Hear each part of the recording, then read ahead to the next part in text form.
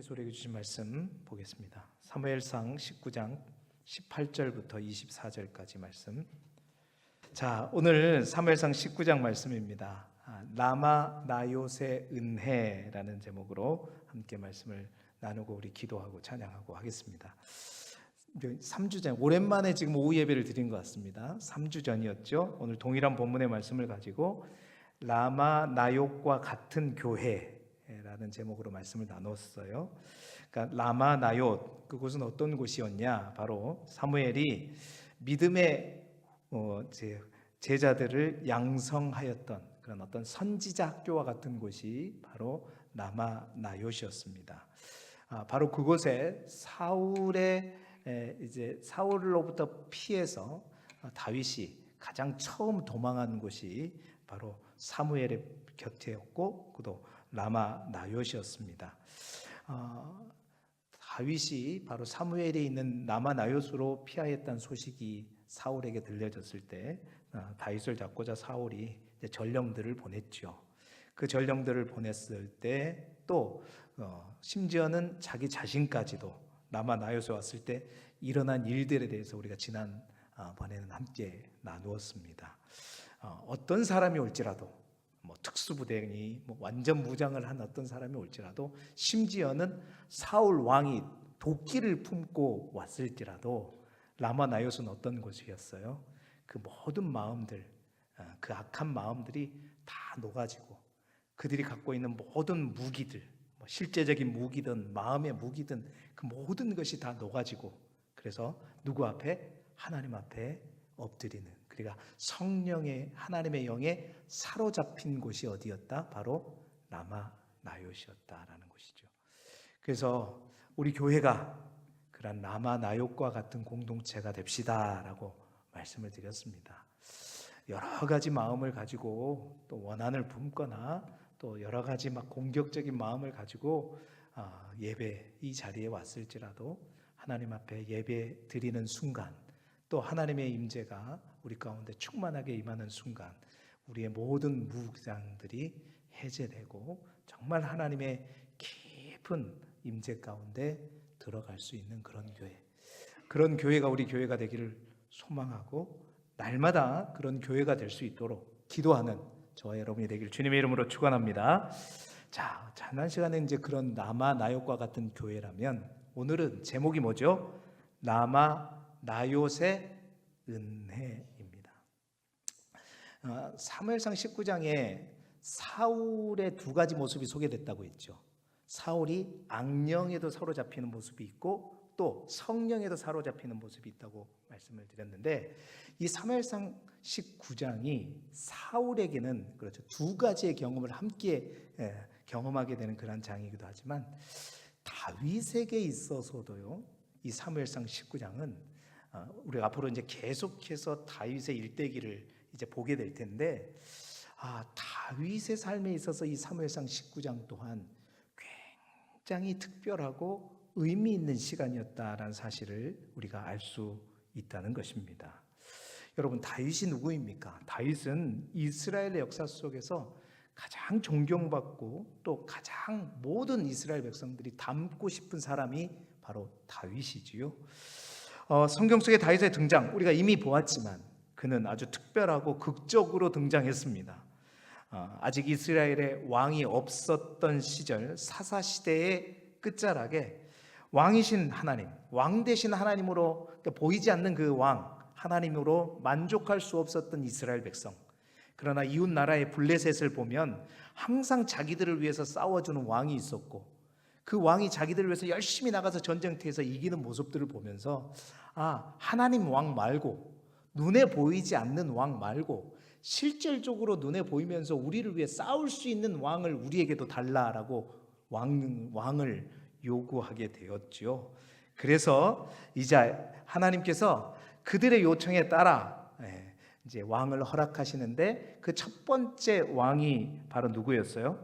사울이었죠. 그래서 사울이 여호와의 영이 임하여 세워졌습니다. 그러나 그 사울 우리가 쭉 봤지만 하나님 앞에 범죄하고 급기야 하나님께서 사울을 왕으로 세운 것을 어떻게 했어요? 후회하게 되었잖아요. 바로 그 즈음에 누가 이제 이스라엘의 역사 속에서 이제 소년 다윗이 등장했습니다. 사무엘상 17장이었습니다. 아직 소년 되었을 때 일개 목동이었던 그가 3m에 이르는 골리앗, 그 골리앗 장군, 누구도 그 골리앗 앞에서 아무 말도 할 수 없었고 그 골리앗의 두려움 앞에 움츠리고 있었던 이스라엘 모든 군대, 사울까지도 그랬죠. 그 가운데 다윗은 만군의 여호와의 이름을 가지고 그가 즐겨 사용하던 물맷돌 가지고 그 골리앗을 향해 나아가 용맹스럽게 하나님을 향한 뜨거운 믿음과 열망을 가지고 다윗이 골리앗을 물리치면서 이스라엘의 역사 가운데 이제 하나님이 기뻐하시는 왕이 등장했지요. 그런데 그렇게 처음 기름 부음을 받고 난 이후에 다윗이 바로 왕위에 올랐으면 너무나도 좋았을 텐데 우리가 지금 이제 다윗이 그 사울의 시기, 그러니까 사울에게 미움을 받고 도망가는 바울의 도망의 여정, 거의 10년이 넘는 기간 동안 왕에게 쫓기게 되는, 그러니까 기름 부음을 받았음에도 불구하고 왕으로 오르지 못하고 이제 왕에게 쫓기게 되는 그런 상황. 이제 앞으로 우리가 계속해서 이제 그 다윗의 모습을 바라보면서 하나님 주신 말씀을 보게 될 텐데요. 여러분, 우리는 이미 이제 아직 보지 않더라도 성경을 읽으면서 다윗이 그 10년 동안 어떠한 삶을 살았는가 잘 알고 있습니다. 왕궁에서 쫓겨나 이스라엘 곳곳을 숨어 다니면서, 그렇죠. 심지어는 다른 나라에까지 도망을 가서 이제 도망자의 생활을 시작하게 되는데, 여러분 성경을 읽어보신 분들은 알 거예요. 다윗이 그렇게 도망자의 삶을 살 때 뭔가 좀 다윗답지 않는 모습들을 우리가 많이 보게 될 것입니다. 예를 들자면 보세요. 소년 때 그렇게 용맹스러웠던 다윗이 10여 년의 기간 동안에, 그러니까 소년이라고 하면 15에서 20이라고 보게 되겠죠. 그러면 25에서 30이면 가장 왕성하고 힘 있을 때 아닙니까? 우리말로 하자면 돌을 씹어 먹어도 끄떡없는 그런 나이대였죠. 그런 나이에 왕이 자기를 죽이려 한다? 도망 다니는 것은 지극히 당연한 거죠. 힘이 있으니까 힘 있는 데까지 도망 다닐 수 있습니다. 그런데 한 번은 다윗이 도망을 어디로 갔어요? 블레셋에 있는 가드 왕 아기스에게 도망을 했어요. 우리가 잘 아시듯이 그때 다윗의 모습이 어땠냐? 가드라고 하는 곳은 자기가 죽였던 누구의 고향이에요? 골리앗의 고향입니다. 그러니까 그곳에 가서 그곳으로 도망을 했어요. 어떻게 보면 이제 가장 이스라엘 사람들이 쫓아올 수 없는, 사울 왕이 쫓아올 수 없는 곳이기에 도망을 했겠지만 그곳에 가서 용맹스러운 다윗이 어떠한 모습을 보였습니까? 그 왕의 신하들 앞에서 성경에 보면 침을 질질 흘리면서 미친 체 하면서 대문을 긁어가면서 우리가 볼 때는 그렇게까지 하면서 그리 도망가야 될까? 그렇게 용맹스러운 다윗은 어디 가고, 그렇게까지 그냥 이스라엘 광야 한복판이 저기 아무도 없는 곳에 계속 숨어 다니지 뭘 그런 블레셋 그것도 자기가 죽였던 그 원수의 나라 그거에 가가지고 미친 채까지 하면서 그렇게까지 해야 됐어. 이해되지 않는 그런 모습 여러분 기억하시죠? 이어서 또한 아둘람 굴로 도망했을 때도 여러분 보시게 될 겁니다. 유다 땅에서 버림받고 이제 아둘람 굴에 도피하였을 때 성경에 보면 그때 당시 유다 땅에서 이제 이 버림받고 연약한 사람들이 다 다윗에게 모였다라고 성경이 기록하고 있죠. 그러니까 이스라엘 땅덩어리가 이번에 이제 성지순례 가신 분들은 이제 9박 10일 동안 이스라엘뿐만 아니라 요르단까지 다 휘비고 오면 얼마나 그 땅덩어리가 대단히 작은지를 알게 될 겁니다. 별로 크지 않아요. 근데 거기에 한 명이 도망다니기도 힘든데 몇 명이 왔어요? 처음에 400명이 왔단 말이에요. 근데 400명이 멀쩡하고 잘 뛰어다닐 수 있는 건강하고 이렇게 힘있고 그런 사람들이냐? 아니에요. 다 버림받고 연약하고 환난당하고 빚쟁이 마음이 원통한 자 막 이런 사람들이 다윗에게 모였는데 그것도 한두 명도 아니고 400명이 모였어요. 여러분 400명이 데리고 도망자의 삶을 산다고 생각해 보시기 바랍니다. 다윗은 도대체 무슨 마음으로 이 400명을 다 받아들였을까? 에? 여러분 같으면 400명 받아들일 수 있겠어요? 저는 죽어도 못합니다. 몇 명까지는 가능하겠지만 400명을 어떻게 받아서 자기가 도망 다닌다 그래요? 아니 그 사람들 뭐 버림받고 연약한 사람들 앞에서 400명 데리고 뭐 왕놀이 하려고 하는 것도 아니잖아요. 솔직히 그러잖아요. 그런데 나중에 그 도망하던 중에 그 400명에서 그친 거 아니라 성경에 보면 또 몇 명이 추가돼요. 200명이 더 추가돼요. 600명이 다윗을 따라서 함께 다닙니다.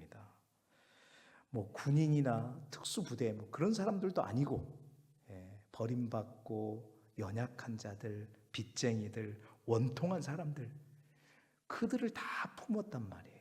야, 왜 이럴까? 정상인이라면 이렇게 할 수 없다. 뿐만 아닙니다.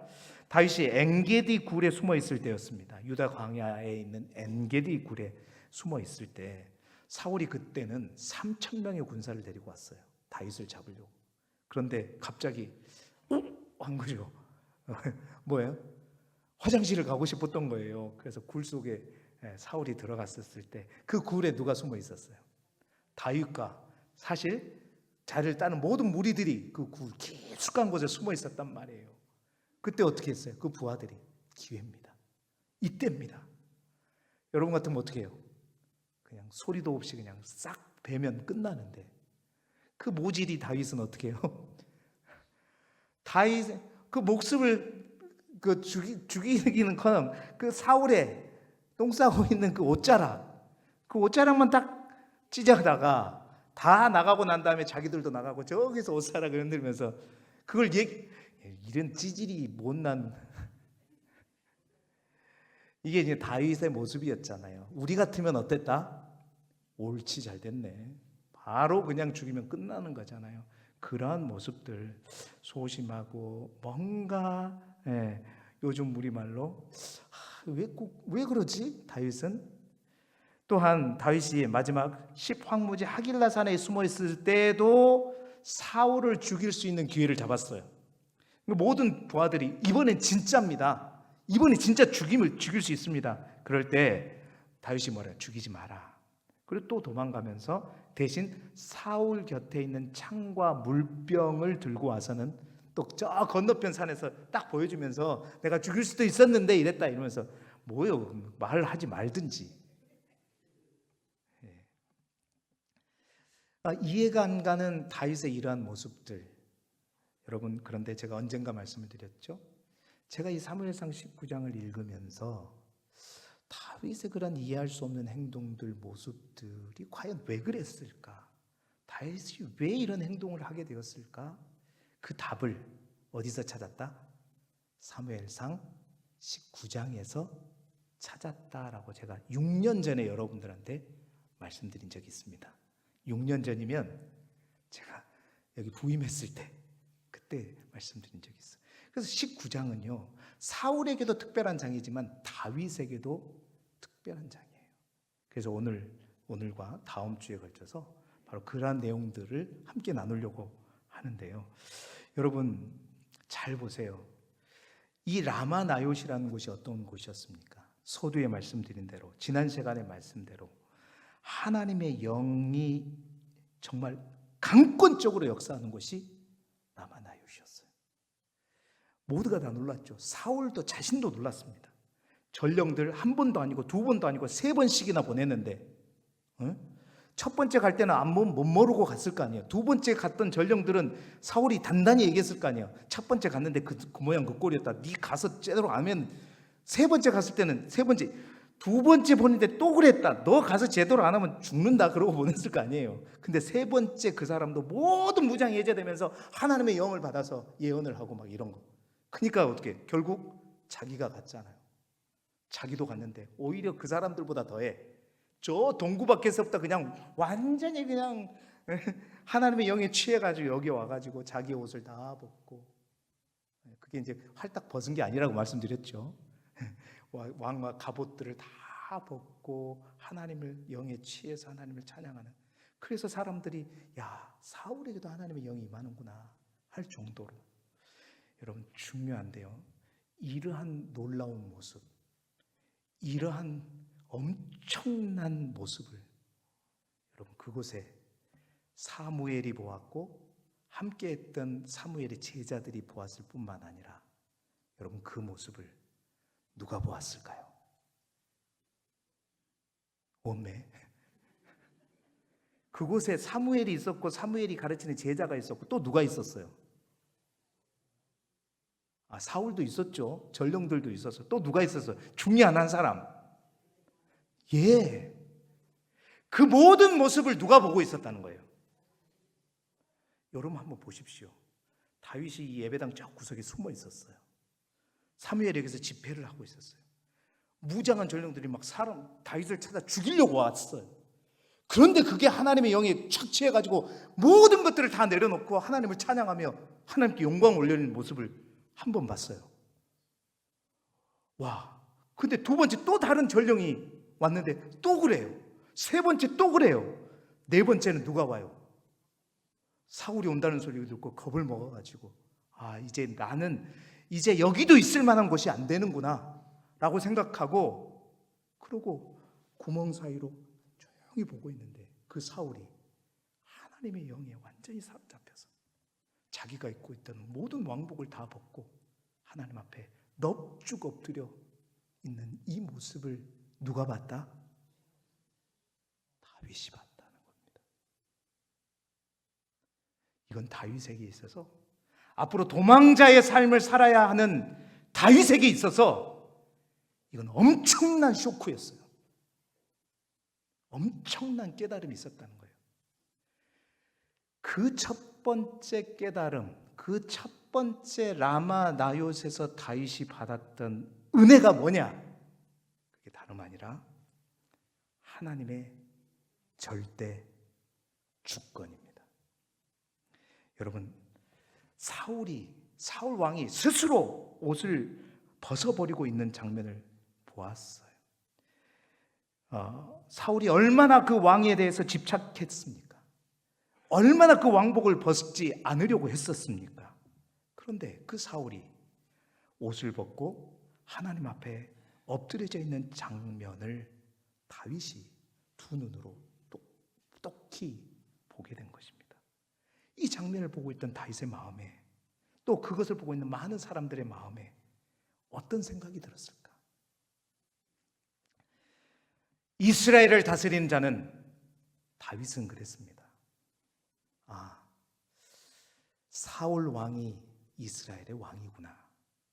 이스라엘을 다스리는 자는 사울 왕이구나라고 생각을 했었는데, 그 사울 왕이 하나님 앞에 자기의 모든 왕복이 벗겨지고 엎드리는 그 모습을 보면서 이스라엘을 다스리고 있는 분은 저 왕 사울이 아니라 누구다? 하나님이시다. 하나님이 진짜 왕이시구나. 이스라엘 다스리고 있는 분은 여전히 우리 하나님이시구나. 하나님께서 잠깐 사울을 왕으로 세운 것이구나. 그리고 하나님께서 마음만 먹어 버리시면 사울의 그 왕복은 어떻게 해요? 언제건 즉시로 벗겨지는구나. 다윗이 뭘 깨달았을까요? 자기도 이미 기름 부음을 한번 받은 상태입니다.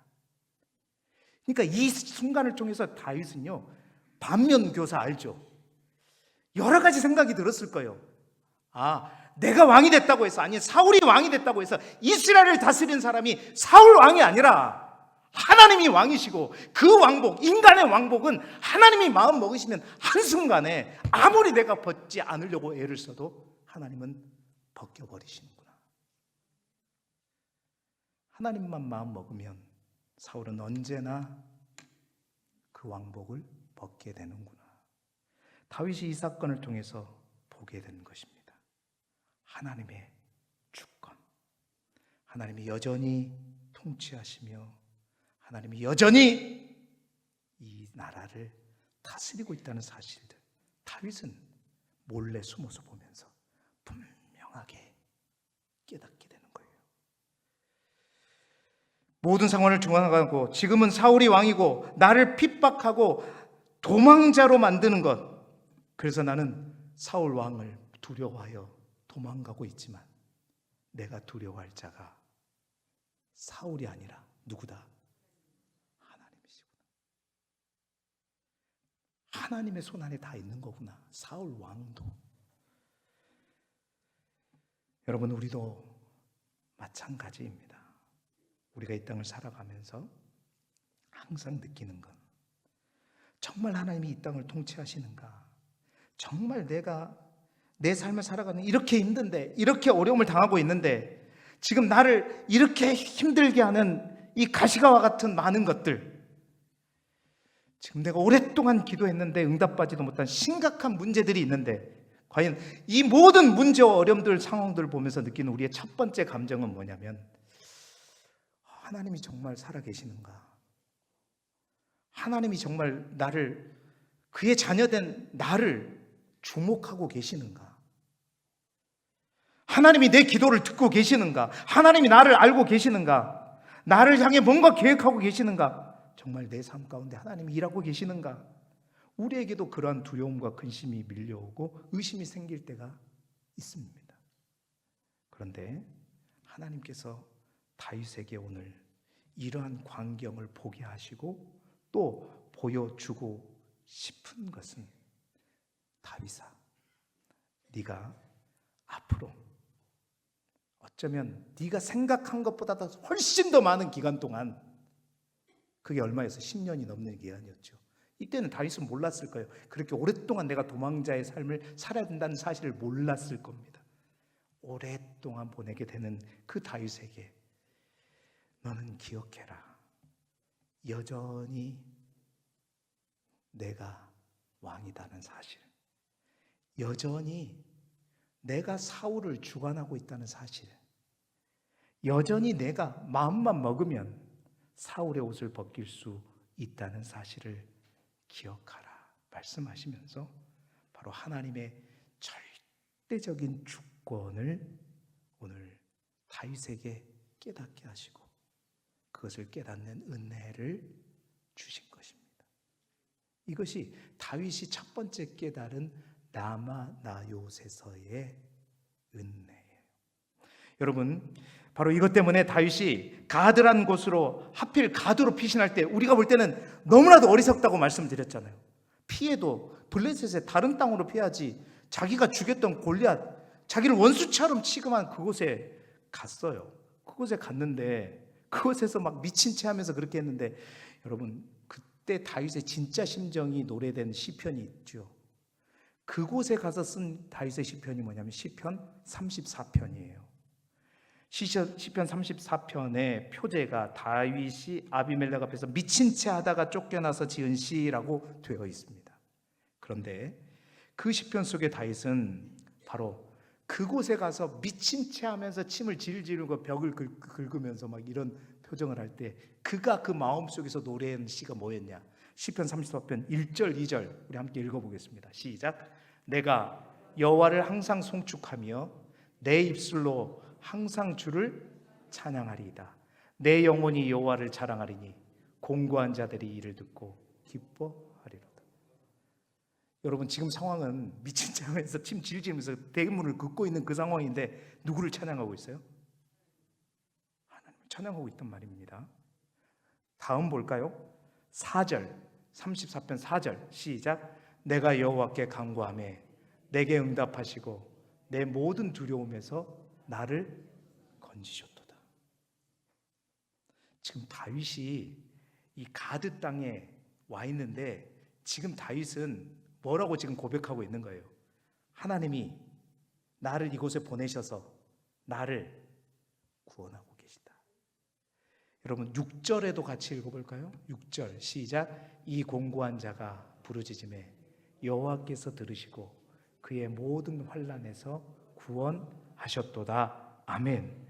내가 간구하매 하나님이 내게 응답하시고 나를 건지시고 나를 구원하시고 하나님이 나에게 피할 길을 주셨다. 그 피할 길이 어디든지 내가 그것을 판단하고 내가 그것을 막 계산하는 게 아니라 하나님이 가라고 하면 절대적인 주권자 되시는 하나님이 다윗아 그것이 피할 곳이고 그곳에 가야 네가 산다 그러면 내 이성으로 내 생각으로 내 경험으로는 도저히 가서는 안 될 곳이지만 다윗은 기쁨으로 하나님을 찬양하며 바로 이것이 하나님께서 나에게 피할 길을 주신 그 길이라고 생각하고 하나님을 찬양하며 갔고 그곳에서 다윗이 여러분 이러한 찬양을 불렀다면 침을 질질 흘리고 미친 채 하면서 대문을 긁을 때 속마음은 어땠겠어요? 억울하고 분통이 터져서 한 게 아니라 우리가 이해할 수 없는 그 행동, 다윗이 그 영맹스러운 그 행동이 우리는 이해할 수 없었지만 그는 그 속에서 가장 성령으로 충만하였고 하나님과 함께 하여주고 하나님이 나와 동행하신다는 것을 느끼면서 미친 채 하는 것도 기쁨이었고 대문을 긁을 때도 즐거움이었고 다윗이 왜 그렇게 할 수 있었을까? 다윗이 내 삶의 모든 것을 다 주장하신 하나님의 절대적인 그 명령에 순종하면서 기쁨으로 나아갈 수 있었던 이유는 바로 오늘 라마 나요셋에서 모든 것이 하나님의 손 안에 있구나라는 사실을 강하게 깨닫고 그랬기 때문에 갈 수 있었던 것입니다. 뿐만 아닙니다. 아둘람 굴에서 골리앗도 때려 눕힌 다윗왕이 왜 그리 초라하고 찌질해졌는가? 여러분 이미 버린 사울왕 이미 기름 부음이 다윗에게 있었죠. 그리고 많은 사람들이 이미 그걸 느끼고 있었습니다. 그런데 그럼에도 불구하고 사울을 죽여서 스스로 자신이 왕이 되지 않았던 이유, 우리는 다윗이 찌질해서 그랬다, 용기가 없어서 그랬다 하지만요, 여러분 사무엘상 19장에서 다윗이 보았던 하나님의 절대적인 주권을 생각해 보면 다윗의 이 행동을 우리는 이해할 수 있는 것입니다. 부하들이 말해요. 기회입니다. 왕의 다윗이여, 당신의 손으로 왕을 죽이고 왕에 오를 수 있는 절호의 기회입니다. 그런데 다윗은 부하들의 말도 듣지 않았습니다. 또한 자기 마음속에서 하는, 자기 자신이 하는 말도 듣지 않았습니다. 하나님이 어떤 분이셔? 그 하나님은 마음만 먹이시면 언제든지 칼, 총 아무것도 쓰지 않더라도 사울 왕의 그 모든 옷을 다 벗겨버리실 수 있는 그 하나님인데, 그 하나님이 굳이 이런 기회를 주셔가지고 나보고 사울 죽여서 왕위에 올라라고. 다윗은 그 상황에서 사람의 말, 자기 안에서 있는 자기의 생각의 말을 듣는 것이 아니라 이게 하나님의 뜻이 어디에 있는가? 적어도 저는 그랬다고 생각해요. 다윗이 이것은 하나님께서 나를 시험하고 있는 것이구나.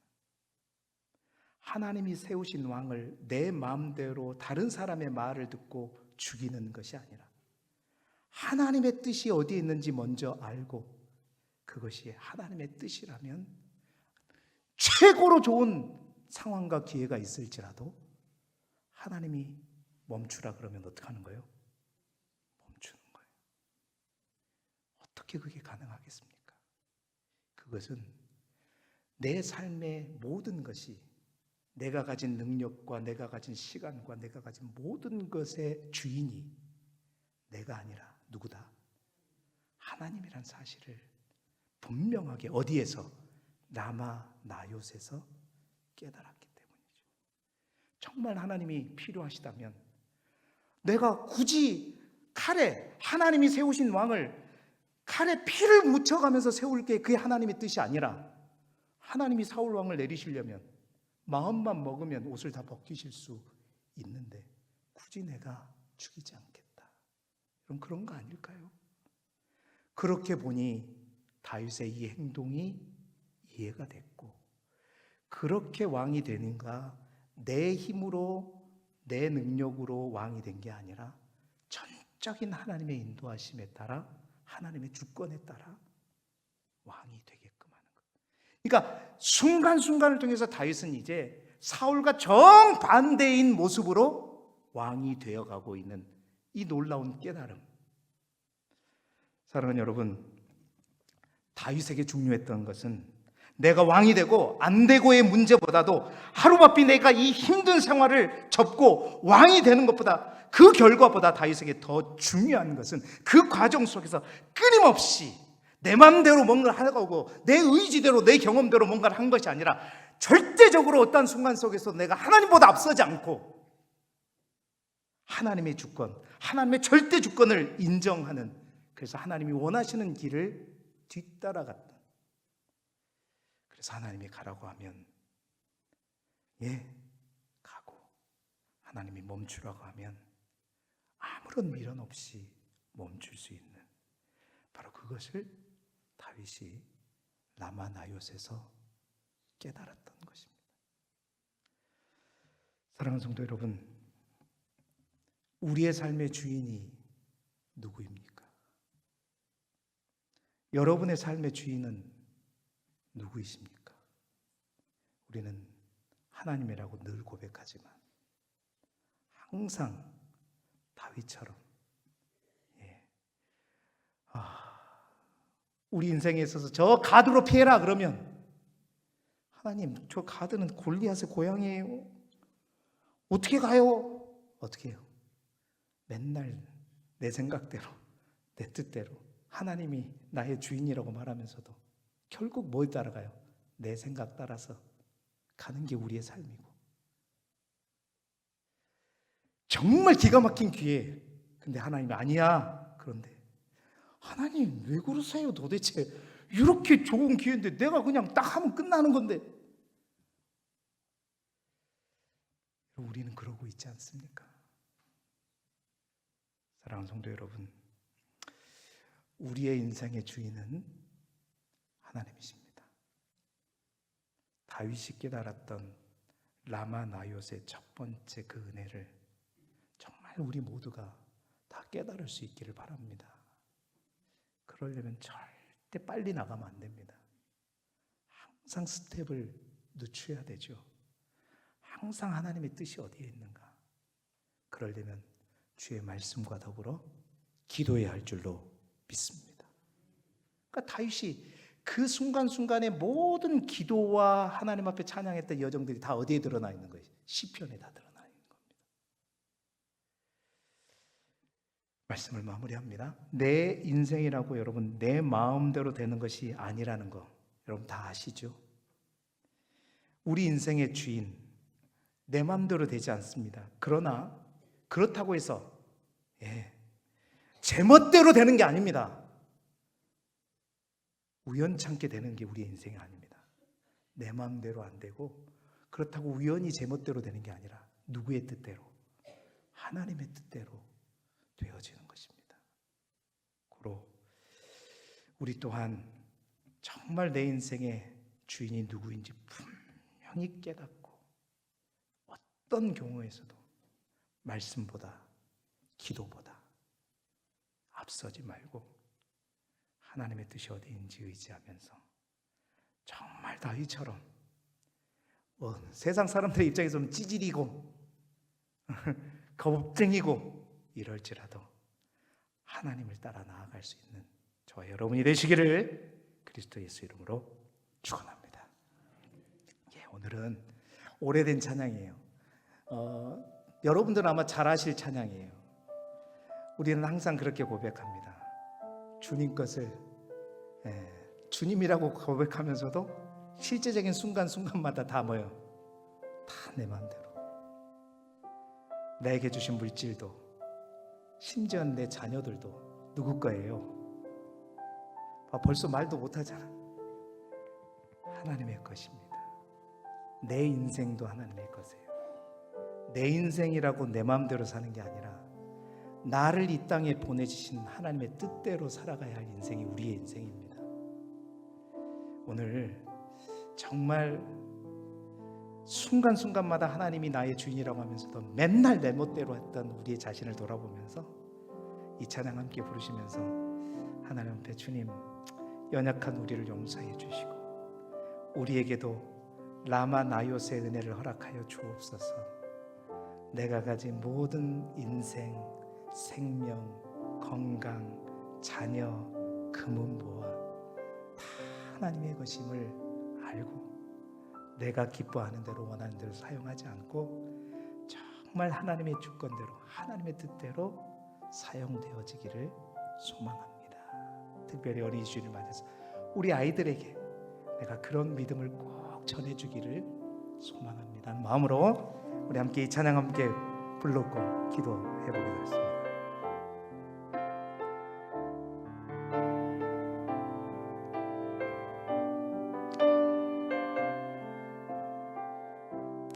주님 것을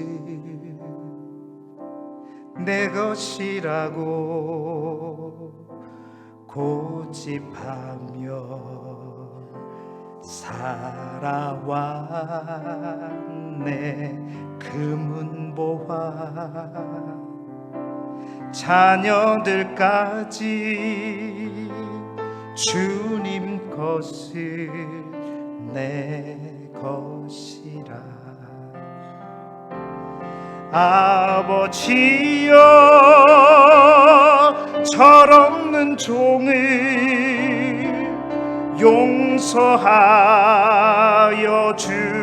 주옵소서. 맡긴 사명 맡긴 재물을 주를 위해 쓰렵니다. 우리 1절 다시 한번 부르겠습니다. 주님 것을 내 것이라고 고집하며 살아왔네. 금은보화 자녀들까지 주님 것을 내 것이라. 아버지여 아버지여 철없는 종을 용서하여 주옵소서. 맡긴 사명 맡긴 재물을 주를 위해 쓰렵니다. 천하니 몸 내 것이라고 주의 일을 멀리 했네. 주신 이도 주님이시요 사신 이도 주님이라. 아버지여 불충한 종을 용서하여 주옵소서. 세상 유혹 다 멀리하고 주의 일만 하렵니다. 주님 사랑 받기만 하고 감사할 줄 몰랐었네. 주님 말씀 듣기만 하고 실행하지 못해. 우리 두 손을 높이 들고 주님 앞에 고백합시다. 아버지여 연약한 종을 용서하여 주옵소서. 주님 명령 순종하면서 주를 위해 살. 아버지여 연약한 종을 아버지여 연약 약한 종일 용서하여 주옵소서. 주님 명령 순종하면서 주를 위해 살렵니다. 주를 위해 살렵니다. 주를 위해 살렵니다.